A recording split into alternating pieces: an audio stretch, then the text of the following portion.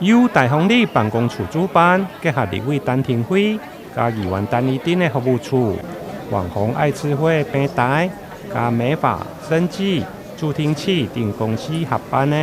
庆祝重阳节义诊加健康咨询的活动，4号上午伫个大丰里活动中心来举行。现场邀请专业的美发师提供义诊，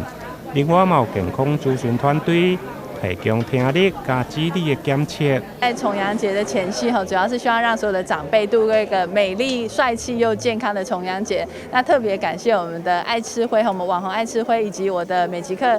摄影日记工作室的团队那特别找了非常知名的 SR Barbershop 这个非常帅气美丽的设计师们来为我们的长辈们义检。那同时呢，也感谢我们的原建助听器的团队来提供听力检测，还有呢翁顺哲老师来提供这个肌力的检测那也希望说提供长辈一些健康上的咨询，让所有的长辈可以度过一个健康美丽的重阳节那也祝福所有的长辈们重阳节快乐。今仔日拄好利用这个机会头毛也拄好长想先刷来遮试验一下安尼我会感觉讲咱这次安尼这个陈医生甲陈廷辉办这个活动真好会当带动着咱遮附近咱遮所有的里会当安尼带动安尼大家安尼算讲一个合聚的地方就对啦，非常的好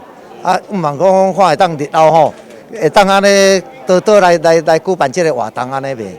另外，活动现场嘛邀请神秘嘉宾招来阿嬷到场甲长辈来同乐，并分享家己72岁养生之道，甲养老防癌的人生观，并且勉励大家爱顾好身体，过一个有尊严的银发生活。大家较平安呢，装水出去，你甲看安尼好诶，安尼对不对？出去人嘛会问讲哎哟，今仔日哪会安尼长30岁？迄头毛咧足重要的呢，对吧人家讲我也感谢我们今天设计师这么有爱心，来这里跟我们这些长辈们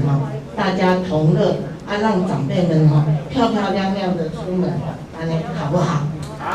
谢谢。你感觉今仔议员咱社区办这种的活动，庆祝重阳，你感觉意义？是足好，办安尼足好啦，对遮社会对遮百姓拢大家真好，真照顾，安尼。台南新闻林跟刘品言采访报道。